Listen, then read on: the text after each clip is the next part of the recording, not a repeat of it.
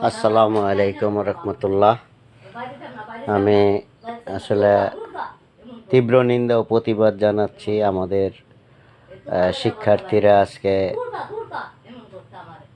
বুঝতে পেরেছে শিক্ষাগুরু সম্মান কতটুকু। আমরা কম বেশি পড়ালেখা করেছি। শিক্ষাগুরু বাবা মায়ের সমতুল্য। তাদেরকে যারা প্রকৃতভাবে ছাত্র, তারা কোনো দিন অপমান লাঞ্ছিত করতে পারে না, এটা আমার বিশ্বাস।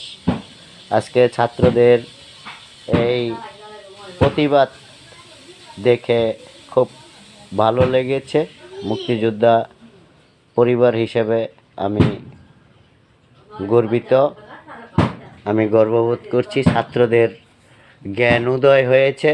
ছাত্ররা এরকমভাবেই যেন প্রত্যেকটা শিক্ষককে সম্মান দিয়ে আগলে রাখে, তাদের উপরে যেন কোনো মপ না হয়, তাদেরকে যেন কোনো অপমান লাঞ্ছিত করা না হয়। তারা আমাদের শিক্ষাগুরু।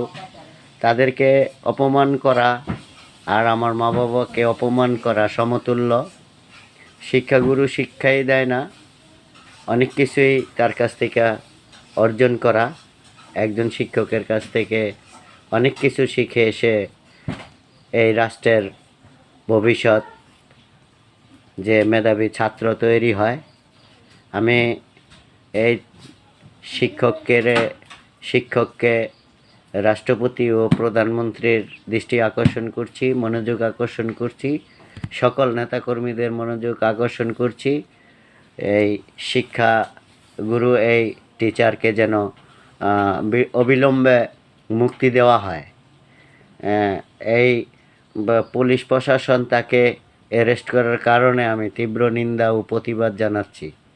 সারা বাংলাদেশের সকল ছাত্ররা যেন এই প্রতিবাদে অংশগ্রহণ করে ও তীব্র নিন্দা জানায়। এই ছাত্র সকলেই অভিভাবক হিসেবে প্রত্যেকটা যারা টিচার আছেন তাদেরকে সম্মান দিয়ে, তাদের উপরে যেন কোনো এই রাজাকার আলবদর বাহিনী যে আজকে আমাদের ভার্সিটিতে, কলেজে, বিভিন্ন জায়গায় গুপ্তচর হিসেবে কাজ করছে, তারাই আমাদের এই টিচারদেরকে অপমান লাঞ্ছিত করেছে। এটা আমরা দেখতে পেরেছি। আগামী দিন এইটা যেন না হয়। সকল মেধাবী ছাত্র, কোমলমতি ছাত্রদের মনোযোগ আকর্ষণ করছি, আপনারা আপনাদের শিক্ষাগুরুদেরকে সম্মান দিয়ে তাদের উপরে যেন কোনো অত্যাচার, অবিচার না হয়, এই দৃষ্টি দিয়ে সকল ছাত্রদেরকে ধন্যবাদ জানিয়ে এই স্বাধীনতার পক্ষে